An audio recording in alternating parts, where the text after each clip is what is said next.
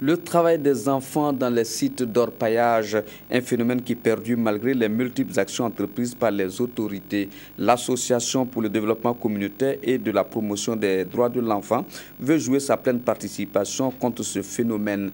Arme utilisée, la communication. Le lancement de cette campagne de communication a eu lieu à Sogdin, dans la commune de Bousma. Le reportage est signé Seydou. Selon une étude réalisée en 2010 par l'UNICEF sur la situation des enfants dans les sites miniers au Burkina Faso, près de 70% de ces enfants ont été recensés dans la seule région du Centre-Nord. 4 ans après, au regard de l'apparition quotidienne des sites sauvages, ce chiffre est largement dépassé. Une situation qui inquiète l'Association pour le développement communautaire et la promotion de l'enfant. Cette cérémonie est le début d'une campagne de communication contre ces phénomènes. Après le lancement, nous allons réaliser des jeux radiophoniques dans 75 villages. Nous allons également organiser des projections de films.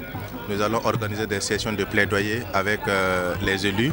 Et nous allons mettre en place des noyaux relais pour la continuité de la sensibilisation de porte à porte dans les villages. Et nous allons organiser des formations de ces noyaux relais.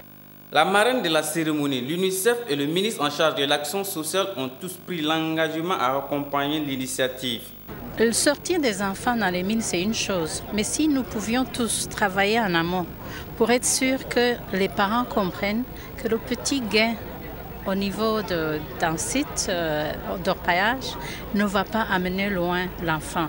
Nous avons besoin des enfants qui sont à l'école et ça, les parents doivent le comprendre. Ce qui concerne le département d'action sociale, nous avons déjà un certain nombre d'actions sur la question, mais nous nous rendons compte qu'il va falloir les améliorer et faire en sorte que ce soit maintenant une action commune. Parce que le ministère seul ne verra que certains aspects. Or, plusieurs ministères sont intéressés. Nous avons pris l'engagement de rendre compte au gouvernement et de proposer, au-delà d'une stratégie, en tout cas quelque chose de plus intéressant sur le plan des outils et sur le plan des actions à mener. Prestations théâtrales et témoignages d'enfants retirés sur les sites et placés dans les centres de réhabilitation ont été les moments forts de cette cérémonie.